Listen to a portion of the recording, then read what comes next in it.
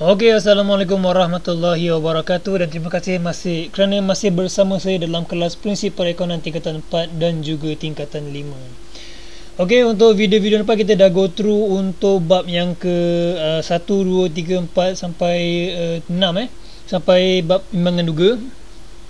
So, sekarang kita akan go through untuk bab yang ke-7 iaitu penyerta kewangan milikan tunggal.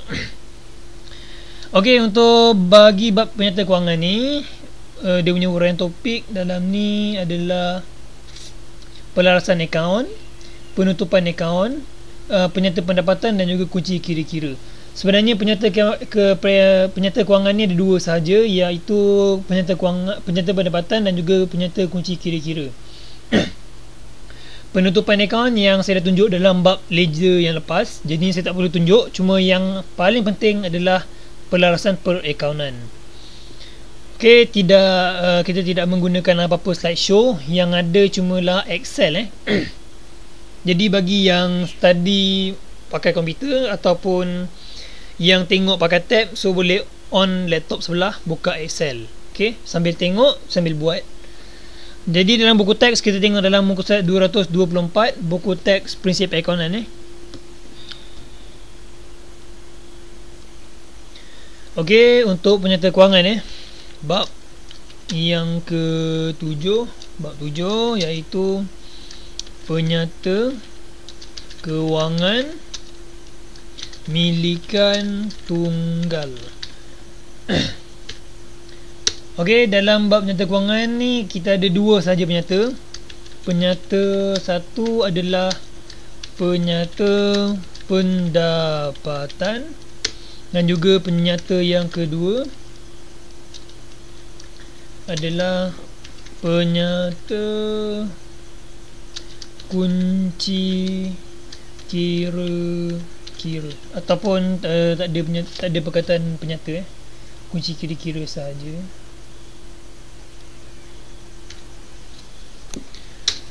Okey, dalam bab ke-7 kita akan belajar penyediaan kedua-dua penyerta ini. Cuma sebelum nak mengarang ataupun nak merangka penyerta kedua-dua ni, kita perlu menitik beratkan atau kita perlu selaraskan beberapa benda dalam imbangan duga. Antaranya adalah hasil dan juga belanja. Okey, sebelum nak buat dua-dua penyerta ni, hasil dan juga belanja perlu diselaraskan dahulu, atau dalam erti kata lain kita perlu dapatkan nilai sebenar hasil dan belanja untuk dimasukkan dalam penyerta kedua-duanya. Okey, sebelum tu untuk memudahkan pembelajaran kita akan recall balik apa itu hasil dan juga apa itu belanja. Okey, hasil tu maknanya hasil adalah benda yang kita terima. Contohnya seperti sewa diterima, komisen diterima. Setiap benda, item yang belakangnya perkataan diterima adalah hasil. Okey, dan juga belanja adalah benda yang kita bayar. Contohnya gaji, postage dan bil utility, bil elektrik, air, minyak kenderaan, alat tulis, kemudian susut nilai dan sebagainya.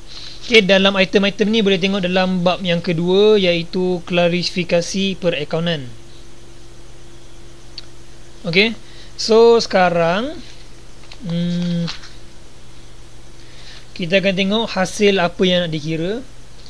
Contoh hasil yang pertama adalah hasil terdahulu. Okey, dalam bab ni adalah dalam muka surat 226 buku teks prinsip perakaunan. Hasil terdahulu, kita buat dia punya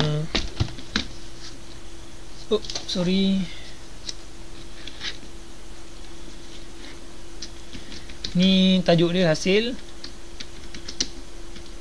Kemudian kat sini ada hasil terdahulu, dan sini adalah hasil terakhir. Okey, mudah je dalam penyerta kewangan kedua-duanya.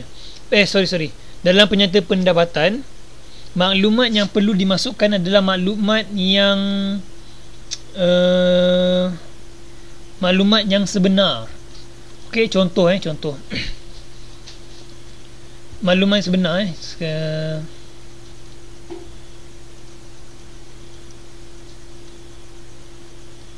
kita buat dia punya layout dulu. Pejadah yang pula matang ni. Okey, kita merge dulu. Okey, maklumat yang diperlukan adalah maklumat yang sebenar. Okey, contoh dia sewa tahunan adalah RM5,600. Contoh. Tapi sewa yang telah dibayar hanya RM2,000. Jadinya maklumat mana yang perlu dimasukkan adalah maklumat yang sebenar, iaitu maklumat sewa tahunan adalah RM5,600. Ini yang diperlukan. Okey, kau diam ya.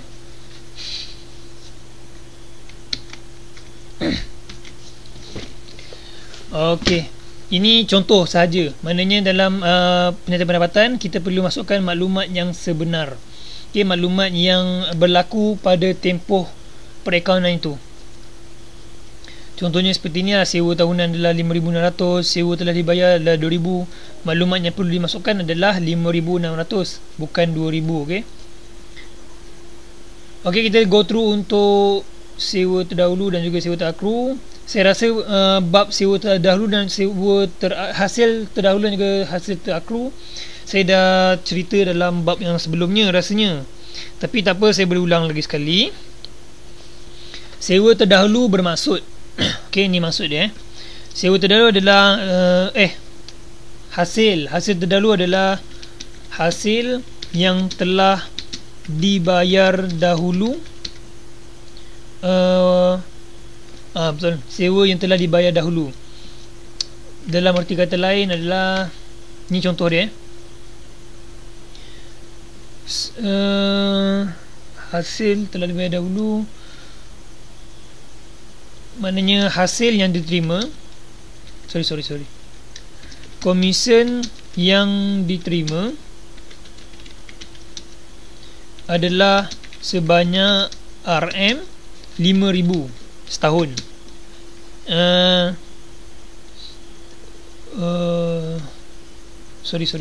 Komisen yang sepatutnya diterima adalah RM5,000.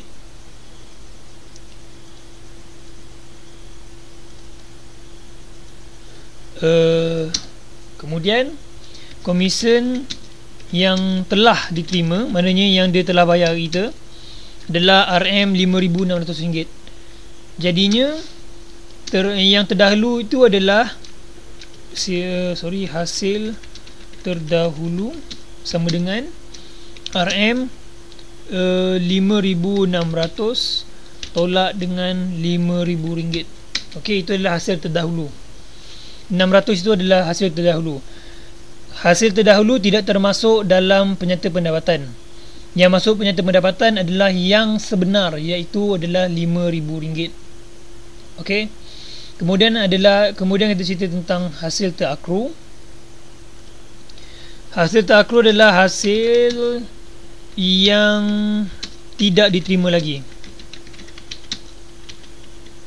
Contoh dia, hasil yang sepatutnya diterima adalah RM5,000, tapi hasil yang telah diterima adalah RM4,000 sahaja. Jadinya hasil terakru adalah sama dengan RM5,000 tolak RM4,000. Okey, itulah hasil terakru. Hasil terakru termasuk dalam penyata pendapatan. Maksud saya tu hasil yang sepatut dicatat dalam pendapatan adalah sebanyak RM5,000. Walaupun kita tak terima sampai 5,000, tapi wajib tulis sehingga 5,000. Okey. Serupa juga dengan belanja. Okey, untuk rujukan andanya tak faham ataupun apa, boleh rujuk muka surat 226 buku teks untuk lebih faham, sebab situ lagi ada banyak dia punya cerita situ. Okey, kemudian belanja terdahulu. Okey, belanja terdahulu adalah sama juga macam tadi, macam hasil belanja yang telah dibayar dahulu. Yang telah dibayar dahulu.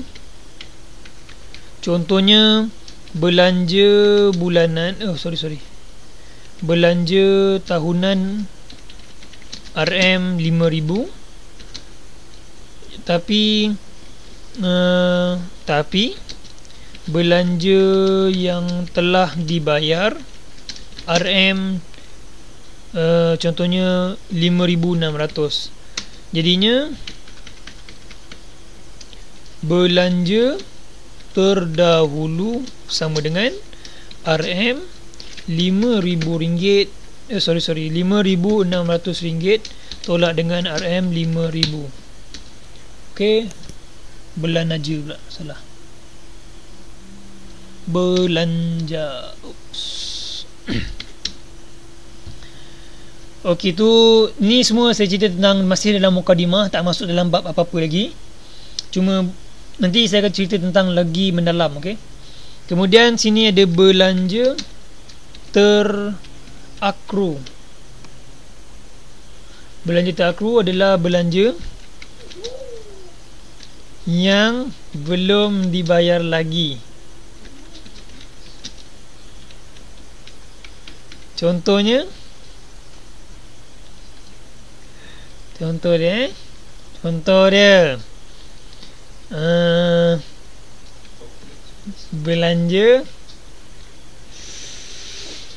belanja tahunan RM5,000, tapi yang dibayar adalah RM4,800 sahaja.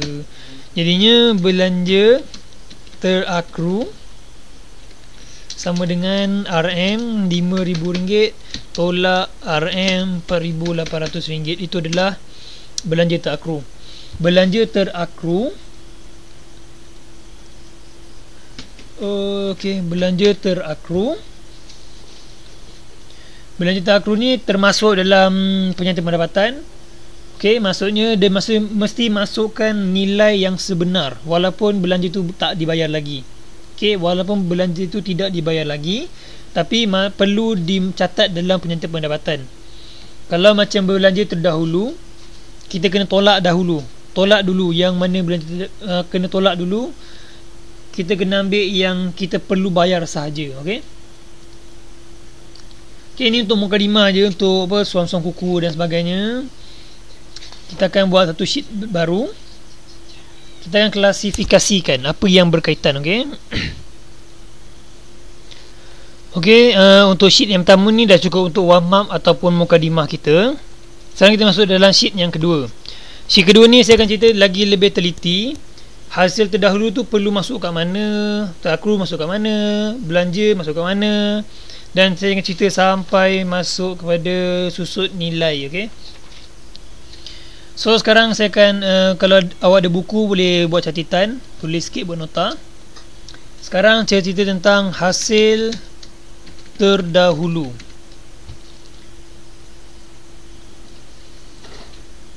Okey, saya buat dia punya format dulu. Okey, hasil terdahulu yang berkaitan dengan dia adalah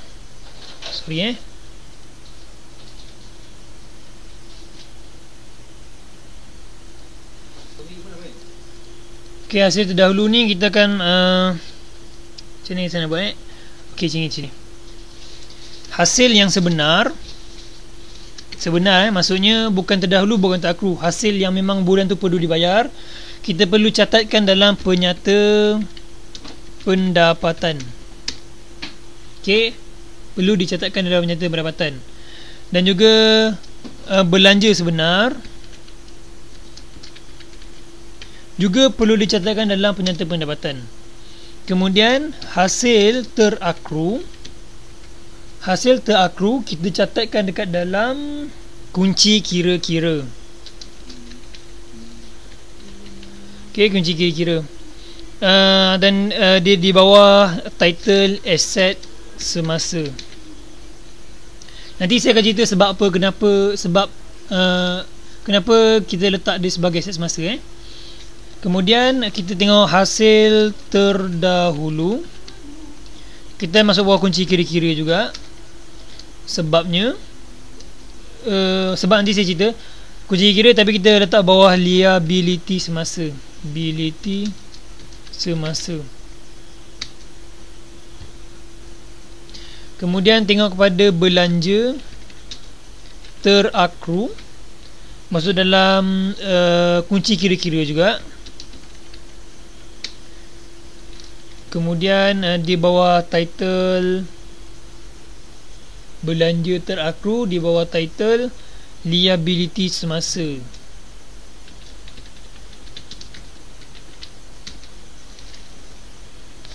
Kemudian tengok pada belanja terdahulu, juga di bawah kunci kira-kira, tapi dia berada di bawah aset semasa. Okey, tengok betul hasil yang sebenar kita letakkan di bawah penyata pendapatan, di bawah item hasil. Belanja sebenar juga diletakkan di bawah penyata pendapatan, di bawah item belanja. Nanti bila dah buat penyata pendapatan, awak akan lebih faham. Sekarang saya buat cuma contoh saja. Okey, sekarang saya akan nyatakan sebabnya kenapa. Hasil macam biasa, hasil memang ni hasil dan belanja memang terlibat dalam penyata pendapatan bagi mengira keuntungan. Sebab keuntungan itu adalah jualan hasil tolak belanja itu adalah kita punya untung. Okey, sekarang saya nak cerita tentang hasil terakru. Kenapa dia adalah aset semasa? Contoh hasil kita terima, okey, saya buat contoh sini. Contoh untuk hasil terakru.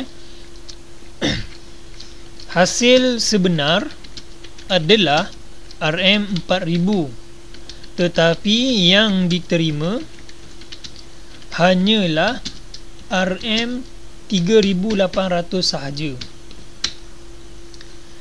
Sepatutnya hasil kita terima RM4,000, tetapi kita terima RM3,800. Jadinya berapakah hasil terakru? Hasil terakru bersamaan 200, betul tak? 4,000 tolak 3,800 dapat 200. 200 ini adalah hasil terakru. Dia dibagaikan seseorang yang membayar hasil dekat kita tu adalah sedang hutang dengan kita. Faham tak? Sepatutnya kita terima 4,000, tapi dia orang bayar cuma 3,800. 200 lagi dia hutang dengan kita. Kalau dia hutang dengan kita, maknanya item penghutang diletakkan di bawah aset semasa. Okey. Kemudian hasil terdahulu. Contoh bagi hasil terdahulu pula adalah hasil terdahulu sebenar hasil sebenar adalah RM4,000, tetapi yang diterima adalah RM5,000. Okey, maknanya hasil terdahulu sama dengan RM1,000. Kita patutnya terima 4,000 je, tapi tiba-tiba dia bayar lebih 5,000. Maknanya lagi 1,000 kita spend untuk tahun akan datang. So maknanya kita bagaikan kita pula yang hutang dengan dia, sebab dia dah bayar lebih dekat kita. So kalau dikira pemiutang, kita akan masukkan di bawah liability semasa. Okey. Serupa juga dengan belanja terakru. Belanja yang patut kita bayar tapi kita tak bayar, maknanya kita berhutang dengan belanja itu, maknanya akan dimasukkan di bawah liability semasa. Belanja terdahulu pula, belanja yang kita dah bayar lebih dekat dia. So sebabkan dah bayar lebih, dikira belanja itu yang berhutang dengan kita. So kita masukkan di bawah aset semasa. So tamat dekat situ untuk kita punya hasil sebenar gerbuk-gedebak tu semua. So kita akan tengok kepada belanja seterusnya. Okey, untuk item-item semua ni nak lebih faham, boleh tengok dekat muka surat 226 227. Cuma nanti dah masuk contoh, dah masuk penyata, dan dia akan jadi lebih mudah nanti. Okey, sekarang nak cerita pasal hutang lapuk. Antara belanja lain yang perlu dikira adalah hutang lapuk, peruntukan hutang ragu PHR, dan juga hutang lapuk yang terpulih. Kemudian ada juga belanja susut nilai. Okey, maksud hutang lapuk. Hutang lapuk dia dah belanja hutang lapuk. Okey, hutang lapuk ini definisinya adalah kita masukkan dulu. Okey, hutang lapuk ni dia punya definisi adalah hutang yang tidak boleh dibayar. Contohnya, okey, margin dulu. Okey, contohnya adalah penghutang mati atau meninggal dunia. Okey, penghutang mati ke, penghutang tu tiba larikan diri, kemudian ataupun penghutang yang muflis, lagi penghutang yang memang tak mampu nak bayar. Okey, ini adalah dikira sebagai hutang lapuk, maknanya hutang yang memang confirm tak dibayar. Seterusnya kita akan tengok kepada penghutang ini, hutang lapuk dikategorikan sebagai belanja.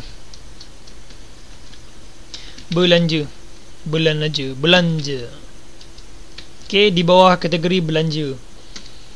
Kemudian kita ada hutang lapuk terpulih. Hutang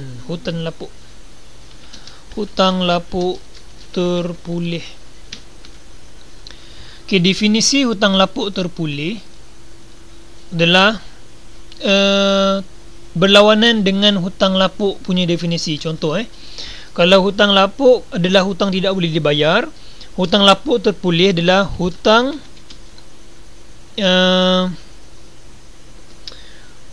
yang dapat dikutip semula. Okey, maknanya kalau misalnya penghutang tu mati, penghutang mati takkan hidup balik bayar kan, kecuali waris dia bayar ke apa, itu lain. Ataupun penghutang yang hadir untuk bayar semula, ataupun penghutang yang mampu untuk membayar. Okey, itu simple saja. Kalau hutang lapuk tu maknanya orang tak boleh bayar. Hutang lapuk terpulih adalah orang yang tidak boleh dibayar tu tapi dia boleh bayar pula tiba-tiba, ataupun mungkin syarikat naik apa sebagai gitulah. Okey, kalau hutang lapuk belanja, hutang lapuk yang terpulih akan dikategorikan sebagai hasil. Okey, sebagai hasil. Okey, lagi seterusnya kita ada peruntukan hutang ragu. Peruntukan hutang ragu. Okey, kita merge dulu.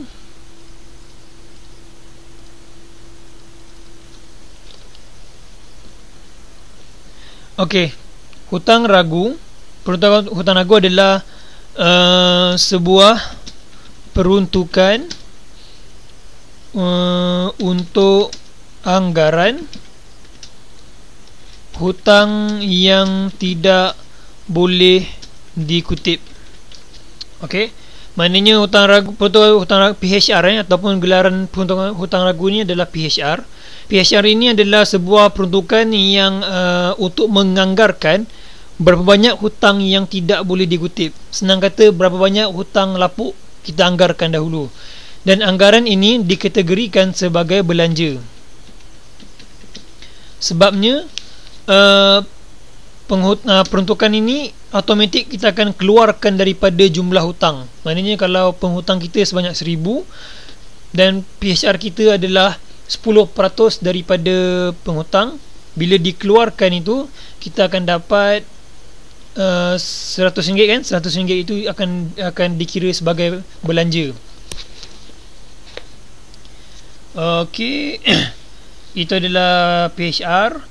Untuk lebih mendalam pasal PHR, nanti kita akan tengok terus bab penyata, dia akan mudah lebih faham. Untuk maklumat lengkap bagi hutang lapuk terpulih dan juga PHR ini ada dalam muka surat 228, buku teks tingkatan 4 dan juga 5. Kemudian tengok pada susut nilai. Susut nilai ni sekejap susut nilai ni kita ada beberapa jenis susut nilai. Sebut lain. Susut nilai.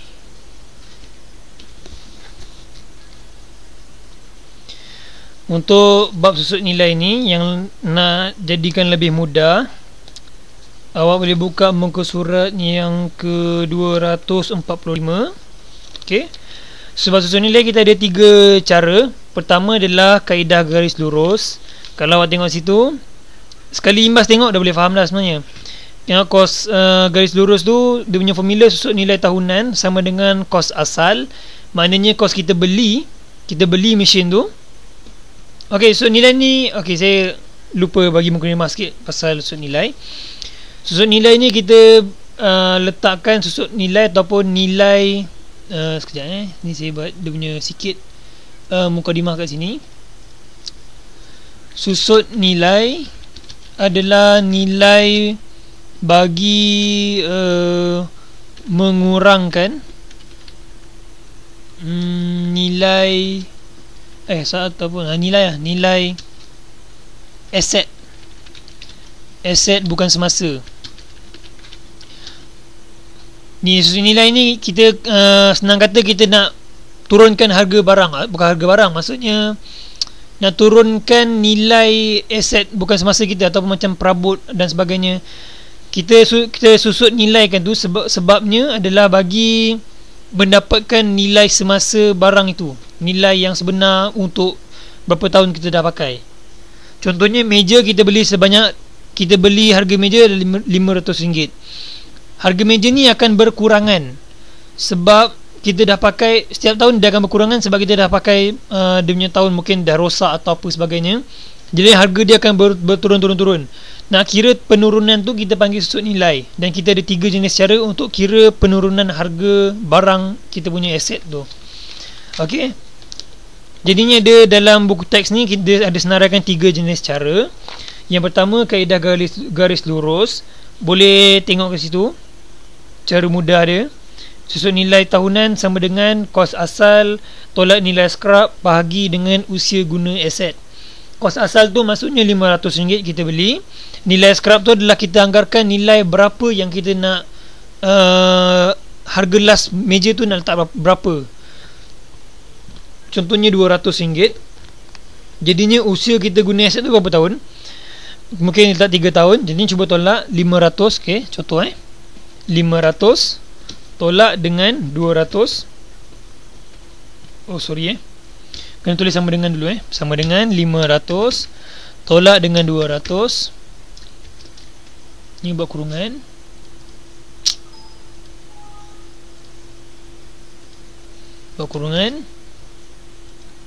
Di sini kita buat bahagi dengan 3 tahun.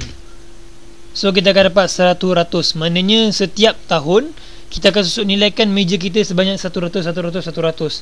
Jadinya kita nilai meja kita tahun pertama adalah 500, tahun kedua adalah 400, tahun ketiga adalah 300, tahun keempat adalah 200. Okey. Maknanya selepas 3 tahun kita pakai, nilai meja tu akan tinggal RM200, macam mana yang saya katakan tadi. Okey. Itu adalah kaedah garis lurus. Yang formula bawah dia tu dalam muka surat 245 tu, susut nilai tahunan sama dengan kos asal darab kadar susut nilai, itu adalah kalau ikut peratusan, ikut persen. Okey. Okey, boleh tengok contoh yang ke-11 tu. Contoh dia senang, sangat mudah. Cuba jangan tengok penyelesaian dan buat sendiri dulu. Dia kata perniagaan Rini membeli sebuah mesin bernilai RM28,000 dan dijangkakan dapat digunakan selama 5 tahun. Pada akhir tahun kelima, mesin itu dijangkakan dapat dijual sebagai besi buruk bernilai RM3,000. Jadi cara kiranya adalah kos asal adalah RM28,000, tolak dengan nilai scrap adalah RM3,000, bahagikan dengan 5 tahun. Dapat berapa? Dapat RM5,000. Okey, boleh cuba tu. Okey, kemudian kita ada penghiasan nilai yang kedua dalam muka surat 246. Contoh yang ke-12. Boleh kira juga yang tu. Cuba buat sendiri tanpa tengok dalam penyelesaian. Kemudian kita tengok cara yang kedua, iaitu kaedah baki berkurangan. Dalam muka surat 246. Okey, kalau boleh sambil saya cakap ni, awak kena tengok buku teks. Sebab saya tak akan salin. Sebab benda ni hanya untuk bagi awak ada satu gambaran sahaja, untuk lebih faham nanti dalam kita punya pengiraan penyata pendapatan. Okey, sekarang boleh tengok kaedah baki berkurangan. Kaedah baki berkurangan, dia tak ada formula, tapi cara dia sangat mudah. Boleh tengok contoh ke-13. Contohnya, kedai Mun Yi membeli sebuah mesin fotostat dengan harga RM20,000. Kadar peratus susut nilai dianggarkan sebanyak 10% tahun. Susut nilai tahunan dikira mengikut kaedah baki berkurangan selama 3 tahun. Jadinya simple. Setiap tahun tolak 10%, tolak 10%, tolak 10% sampai 3 kali. Sebab dia kata 3 tahun. Jadi cara kiranya adalah RM20,000 kita beli, kemudian tolak 10%. 10% daripada RM20,000 adalah RM2,000. Maknanya tinggal balance lagi RM18,000. Tolak lagi 10% adalah RM1,800. Sorry. Jadinya tinggal lagi RM16,200. Tolak lagi 10% lagi untuk yang kali kedua. Kali ketiga adalah RM1,620. Dan baki yang terakhir adalah RM14,580.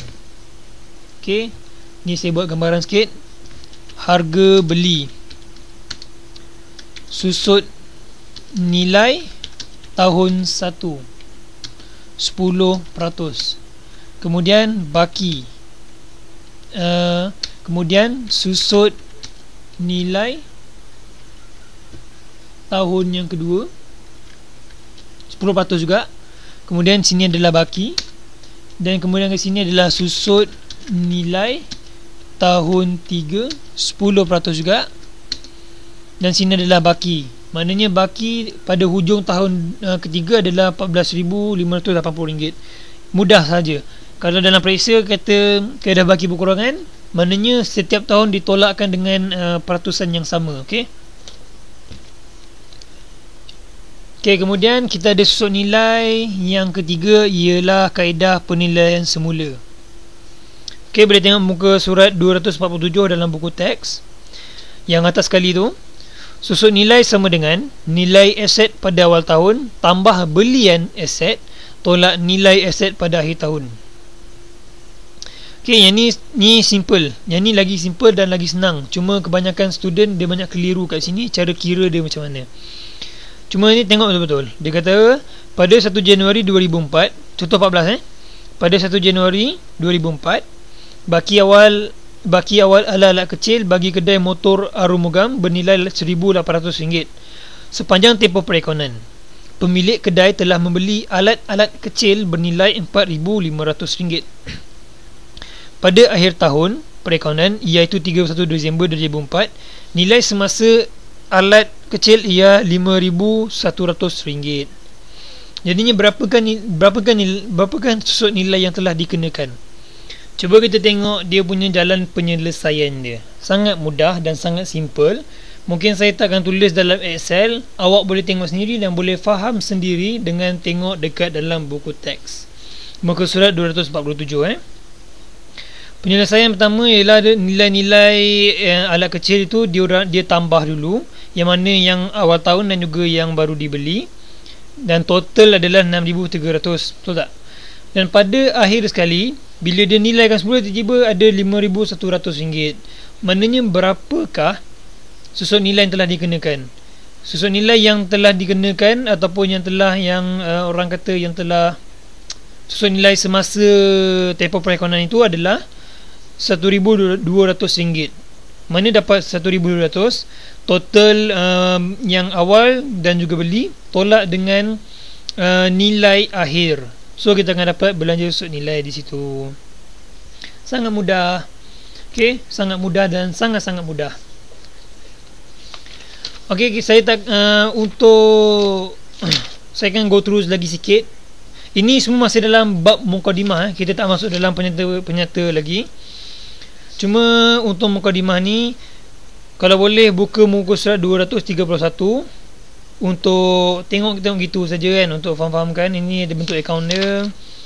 Untuk lebih faham, boleh tengok dalam muka surat 232 sampai muka surat 242.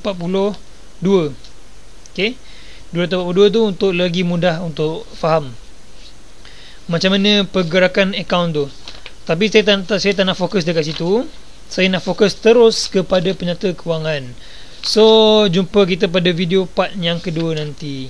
Thank you for watching. Bye bye.